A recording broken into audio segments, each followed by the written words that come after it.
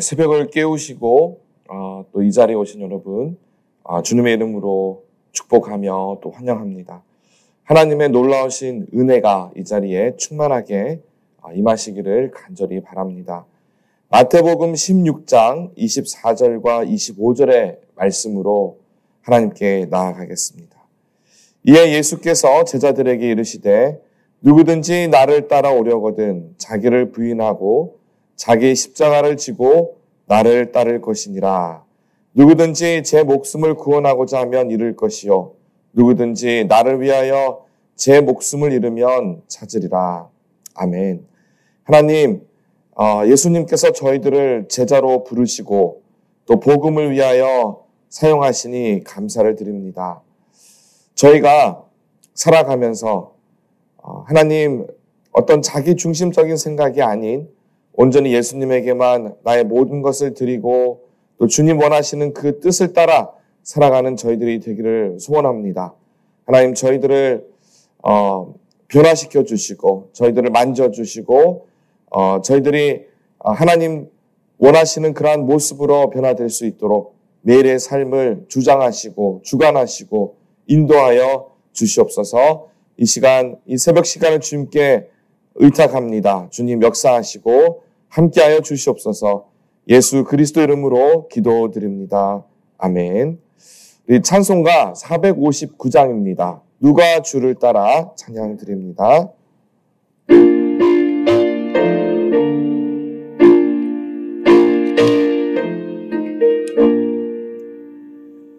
누가 주를 따라 섬기려는가 누가 죄를 떠나 주만 따를까 누가 주를 섬겨 나를 구할까 누가 주의 길을 따라가려나 의심을 받아 주의 은혜로 주를 따라가네 주만 따르네 세상 영광 위에 걸음하니요 크신 사랑 위에 주만 따르고 주가 내려주신 은혜 힘입어 주의 뒤를 따라 힘써 일하네 부르심을 받아 주의 은혜로 주를 따라가네 주만 따르네 환난 비판 많고 원수가 많아 주의 용서가 힘이 강하니 누가 능히 이겨 넘어뜨리랴 변함없는 진리 승리하리라 깊은 찬송하며 주의 은혜로 주를 따라가네 주만 따르네. 아멘. 찬양을 더 드리고도 싶지만 오늘 본문이 무척 깁니다. 사도행전 19장 21절에서 41절까지입니다. 사도행전 19장 21절에서 마지막 절까지 한 절씩 교독하도록 하겠습니다. 이 일이 있은 후에 바울이 마게도냐와 아가야를 거쳐 예루살렘에 가기로 작정하여 이르되 내가 거기 갔다가 후에 로마도 보아야 하리라 하고 자기를 돕는 사람 중에서 디모데와 에라스도 두 사람을 마게도냐로 보내고 자기는 아시아에 얼마 동안 더 있으니라. 그때쯤 되어 이 도로 말미암아 적지 않은 소동이 있었으니 즉 데메드리오라 하는 어떤 은장색이 은으로 아데미의 신상 모형을 만들어 직공들에게 적지 않은 벌이를 하게 하더니 그가 그 직공들과 그러한 영업하는 자들을 모아 이르되 여러분도 알거니와 우리의 풍족한 생활이 이 생업에 있는데 이 바울이 에베소뿐 아니라 거의 전 아시아를 통하여 수많은 사람을 권유하여 말하되 사람의 손으로 만든 것들은 신이 아니라 하니 이는 그대들도 보고 들은 것이라. 우리의 이 영업이 천하여질 위험이 있을 뿐 아니라 큰 여신 아데미의 신전도 무시당하게 되고 온 아시아와 천하가 위하는 그의 위엄도 떨어질까 하노라 하더라. 그들이 이 말을 듣고 분노가 가득하여 외쳐 이르되 크다 에베소 사람의 아데미여 하니 온 시내가 요란하여 바울과 같이 다니는 마게도냐 사람 가이오와 아리스타고를 붙들어 일제히 연극장으로 달려 들어가는지라. 바울이 백성 가운데로 들어가고자 하나 제자들이 말리고 또 아시아 관리 중에 바울의 친구된 어떤 이들이 그에게 통지하여 연극장에 들어가지 말라 권하더라. 사람들이 외쳐 어떤 이는 이런 말을 어떤 이는 저런 말을 하니 모인 무리가 분란하여 태반이나 어찌하여 모였는지 알지 못하더라. 유대인들이 무리 가운데서 알렉산더를 권하여 앞으로 밀어내니 알렉산더가 손짓하며 백성에게 변명하려 하나 그들은 그가 유대인인 줄 알고 다한 소리로 외쳐 이르되 크다 에베소 사람의 아데미여 하기를 2시간이나 하더니 서기장이 무리를 진정시키고 이르되 에베소 사람들아 에베소 시가 큰 아데미와 제우스에게 내려온 우상의 신전치기가 된 줄을 누가 알지 못하겠느냐. 이 일이 그렇지 않다 할 수 없으니 너희가 가만히 있어서 무엇이든지 경솔히 아니하여야 하리라. 신전의 물건을 도둑질하지도 아니하였고 우리 여신을 비방하지도 아니한 이 사람들을 너희가 붙잡아 왔으니 만일 데메드리오와 그와 함께 있는 직공들이 누구에게 고발할 것이 있으면 재판날도 있고 총독들도 있으니 피차 고소할 것이요 만일 그 외에 무엇을 원하면 정식으로 민회에서 결정할지라. 오늘 아무 까닭도 없는 이 일에 우리가 소요 사건으로 책망받을 위험이 있고 우리는 이 불법 집회에 관하여 보고할 자료가 없다 하고 함께 했습니다. 이에 그 모임을 흩어지게 하니라. 아멘. 마태복음 5장에서 7장을 보시면 예수님께서 친히 가르치셨던 산상수훈이 기록되어 있습니다. 한번 여러분 여기 북마크를 해놓으시고요. 오늘 본문 말씀에 마태복음 5장 첫 부분을 한번 가서 볼까요? 근데 저는 이 산상수훈의 이 시작이라고 할 수 있는 팔복, 이 팔복에 대해서 묵상을 하다 보면은 세상에 어떤 설교자가 이러한 말씀, 이러한 깊이의 말씀을 전할 수 있을까? 정말 어떤 위대한 설교자도 이러한 말씀을 만들 수는 없는 것 같아요. 그래서 저는 이 팔복을 대할 때마다 예수님이 정말 하나님의 아들이시구나. 이런 지혜가 어디에서 나왔을까라는 그런 생각을 해봅니다. 마태복음 5장 3절에서 10절에 이 팔복이 있는데 이렇게 한번 읽어보면 좋겠습니다. 제가 앞부분에 심령이 가난한 자는 복이 있나니 이렇게 있나니라고까지 읽으면 여러분이 뒷부분 천국이 그들의 것이며 이렇게 한번 반복하면서 읽어보도록 하겠습니다. 마태복음 5장 3절에서 10절 팔복입니다. 자, 하도록 하겠습니다. 심령이 가난한 자는 복이 있나니 천국이 그들의 것이며 애통하는 자는 복이 있나니 그들이 위로를 받을 것이며 온유한 자는 복이 있나니 그들이 땅을 기업으로 받을 것이며 의에 줄이고 목마른 자는 복이 있나니 그들이 배부를 것이며 긍휼히 여기는 자는 복이 있나니 그들이 긍휼히 여김을 받을 것이며 마음이 청결한 자는 복이 있나니 그들이 하나님을 볼 것이며 화평하게 하는 자는 복이 있나니 그들이 하나님의 아들이라 일컬음을 받을 것이며 의를 위하여 박해를 받는 자는 복이 있나니 천국이 그들의 것임이라. 아멘. 자, 이 팔복에 대할 때마다 제가 고민을 하는 게 하나 있습니다. 뭐냐면 처음부터 7번째까지 1, 2, 3, 4, 5, 6, 7복까지는 어쩌면 정말 어쩌면 그것도 감히 감당할 수 없는 그런 존재이긴 하지만 그래도 해당이 되지 않을까?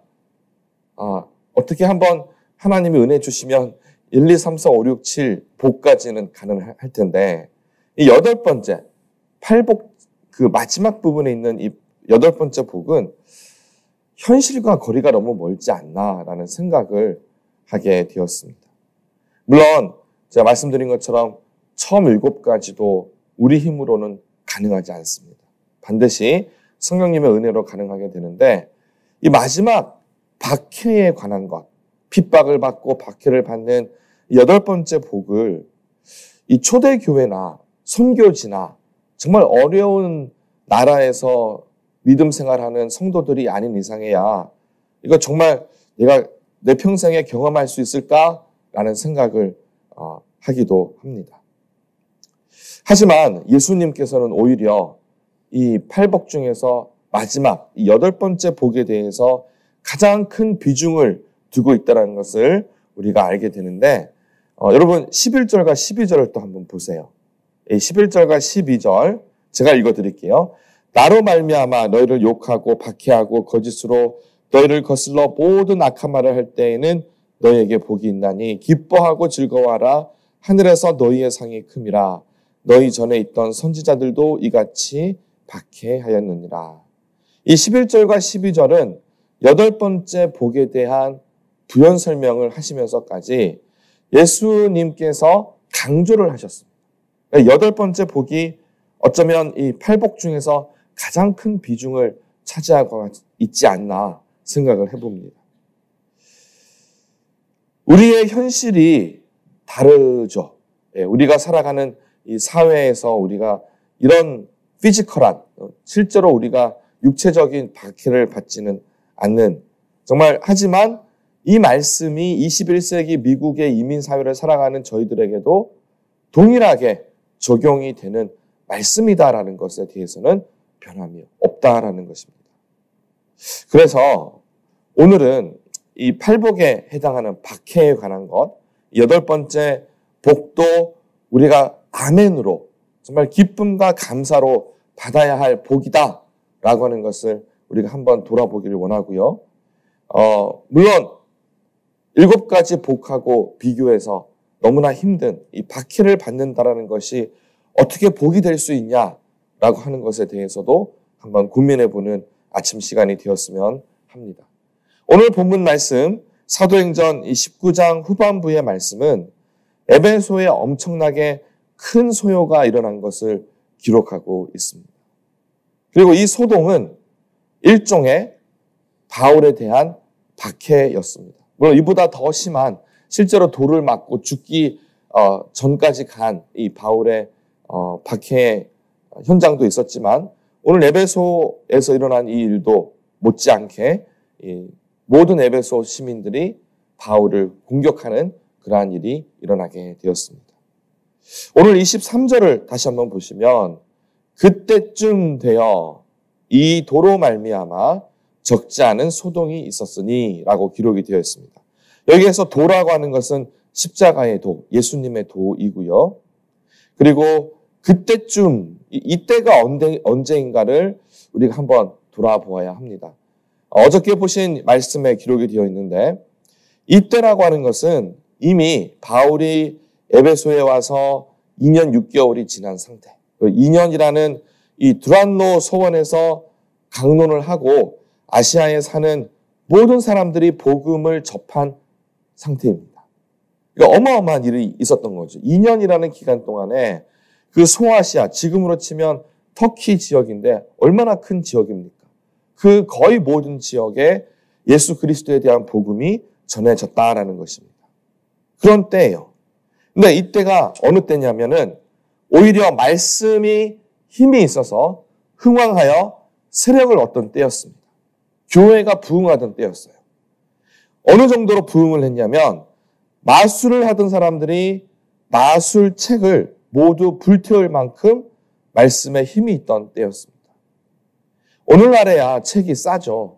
책 한 권 불태운다 이렇게 해서 얼마 되지 않지만 여기에 기록되기를 은 5만이라고 되어 있습니다. 그러니까 엄청나게 많은 마술책을 태웠을 뿐만 아니라 이 책이라는 자체가 엄청난 값어치가 있던 시절이었기 때문에 은이 5만이나 되는 마술책을 태울 만큼 하나님의 말씀에 힘이 있던, 하나님이 정말 이 교회에 대한 힘을 실어주었던 때가 바로 이때였다라는 겁니다.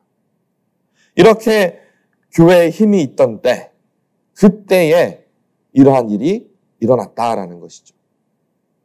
우상을 만드는 것으로 돈을 벌던 은장색, 그러니까 은세공업자들이 힘을 합해서 바울을 대적하기 시작합니다. 그리고 그 결과로 그 에베소, 그 큰 극장에서 엄청난 소동이 일어나게 되죠. 28절을 보시면 에베소 사람들이 분노가 가득했다라고 되어 있습니다. 28절에 이 말을 듣고 분노가 가득하여 외쳐 이르되 크다 에베소 사람의 아데미여 하니 이렇게 그들이 말을 합니다. 그 이유가 무엇입니까? 27절 그 앞절을 보시면은 여신 아데미가 무시를 당하고 아데미 여신의 위엄이 떨어졌다. 이것이 이유라고 합니다. 하지만 실은 이 은세공업자들이 경제적인 손실을 입었기 때문에 그들이 더 이상 이렇게 손해를 볼 수 없다 해서 이렇게 모든 무리들을 충동해서 소동을 일으키고 있는 것이죠.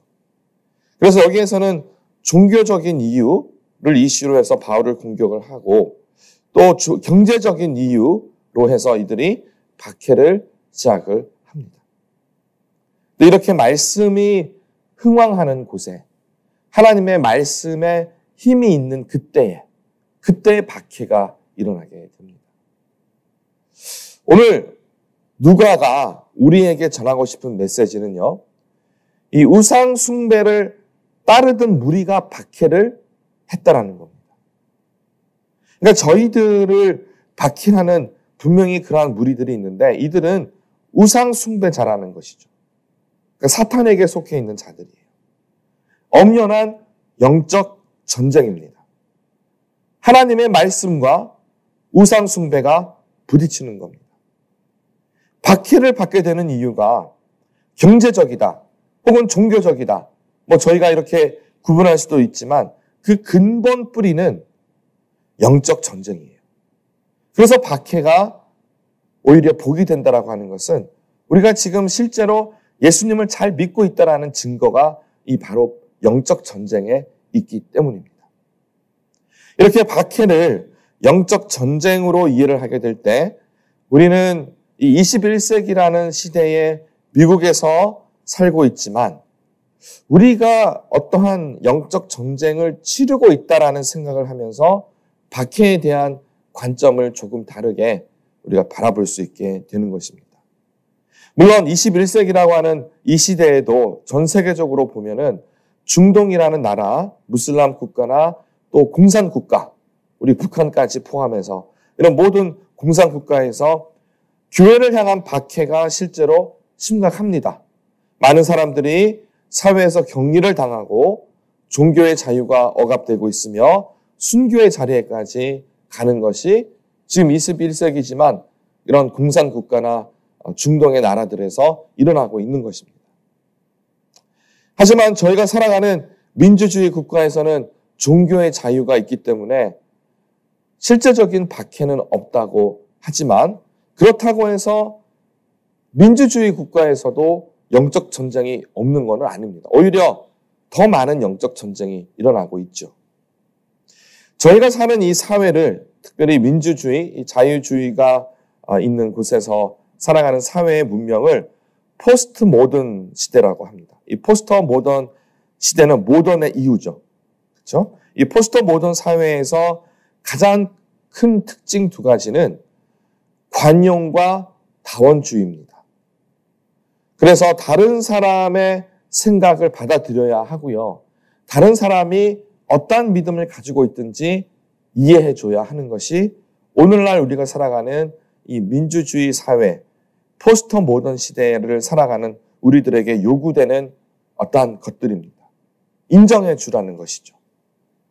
그런데 오히려 이 종교적인 것이 다원주의로 적용이 될 때에는 여러 종교가 공존하는 것을 의미합니다.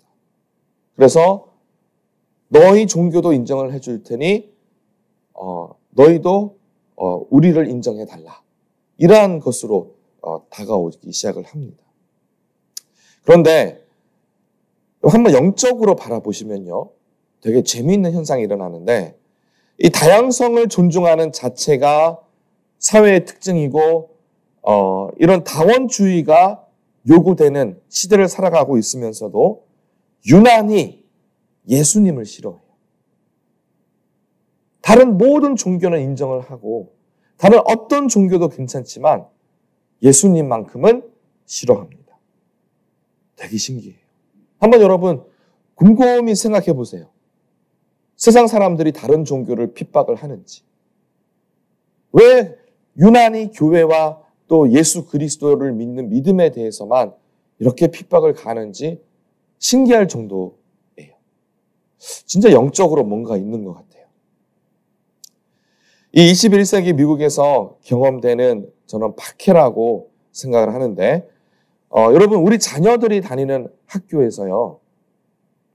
실제로 내가 예수님을 믿는다. 나는 정말 예수님을 제대로 믿는다라고 하면 얼마나 힘든지 모릅니다. 은근히가 아니라 대놓고 불리를 당해요. 왕따를 당합니다. 심지어 내가 예수님을 믿는다라는 것을 공공연히 말하는 것을 부끄러워해요. 그게 현실이에요. 신체적인 박해, 그러니까 피지컬한 박해는 없는데, 핍박은 없는데 오히려 사회적인 그런 박해가 지금 우리 미국 안에서 일어나고 있습니다. 그리고 이보다 더 힘든 일은 우리가 사는 사회에서 예수님께서 원하시는, 성경이 원하는 삶을, 거룩한 모습의 삶을 살아간다는 것이 너무나 힘든 때 정말 어떤 세상의 유혹과 그리고 이 세상에서 타협하지 않고 예수님의 제자로 살아간다는 것이 얼마나 어려운 때 우리가 살아가고 있는지 모릅니다. 중동이나 무슬림 국가나 공산 국가에서 그러한 박해와 탄압으로 공격을 해온다면 이 민주주의 종교적인 자유가 있는 곳에서는 성적인 타락이나 물질적인 타락이라는 유혹으로 공격을 해옵니다. 양상은 다르지만 영적 전쟁이라는 뿌리는 동일합니다.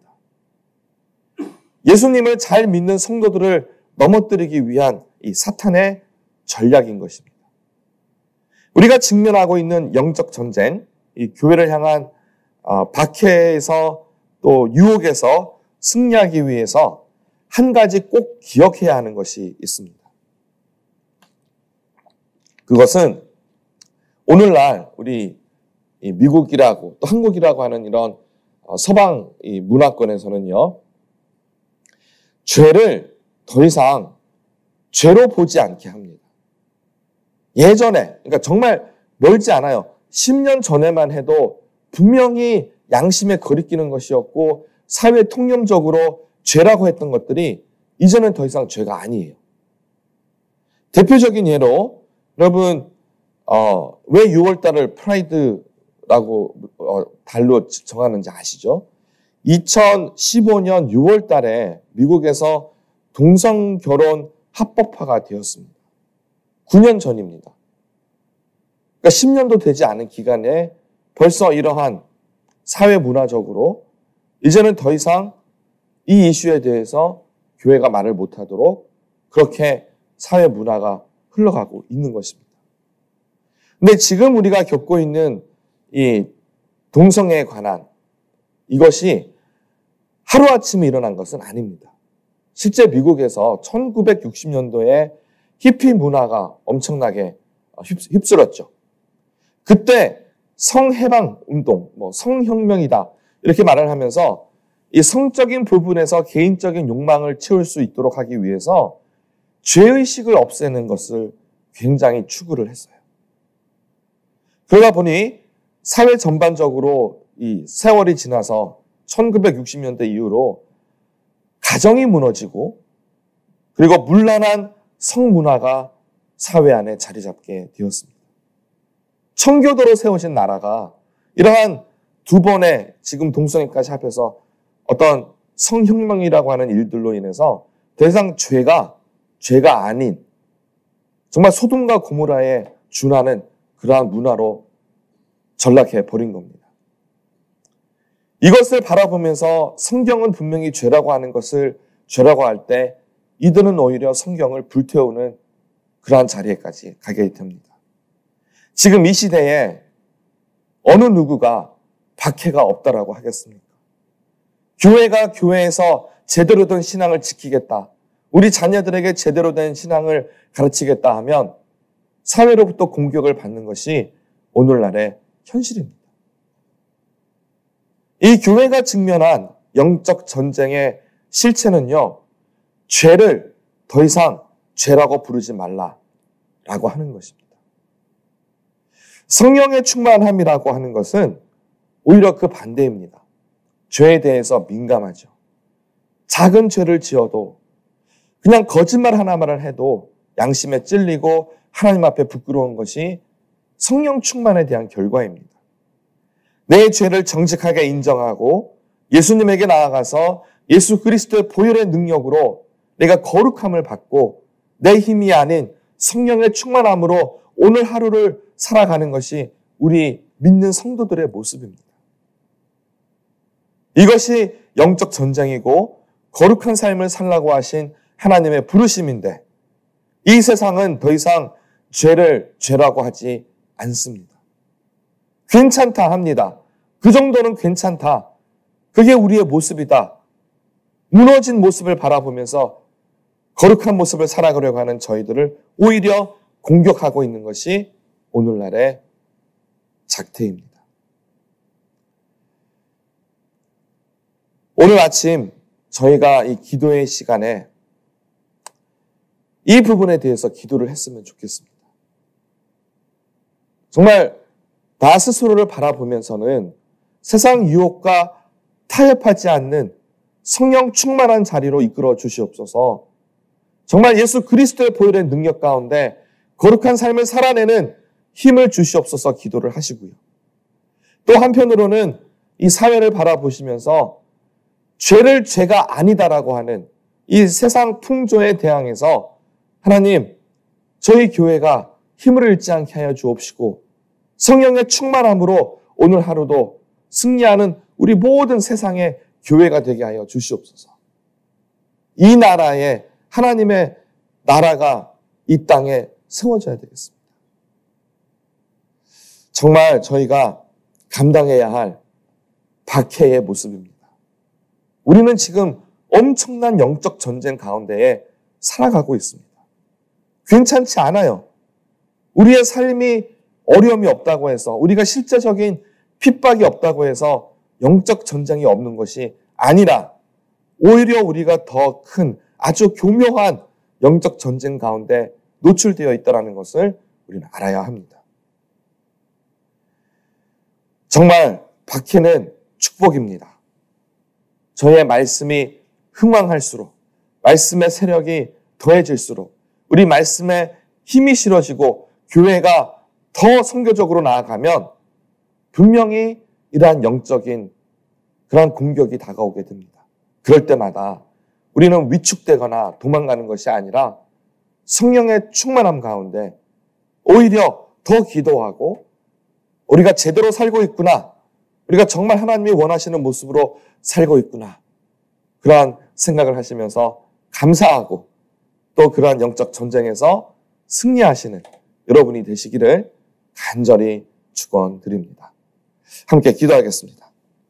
아버지 하나님, 에베소에서 말씀이 흥왕했을 때 정말 많은 마술책이 불태워지고 오히려 교회의 성도들이 힘을 가지게 되는 그때에 이러한 박해가 일어나게 된 것을 보게 됩니다. 하나님, 저희가 살아가는 이 세상이 얼마나 교묘하게 교회를 공격하고 있는지 모릅니다. 성경이 이제는 그들로 인해서 불태워지고 많은 교회들이 타협하며 성경의 말씀, 정말 그 1.1획도 가감되어서는 안 되는 진리의 말씀이 변경되려고 하는 정말 그러한 시기에 저희들이 살아가고 있습니다. 하나님, 저희들을 깨워주시고 성령의 충만함으로 인도하여 주시옵소서.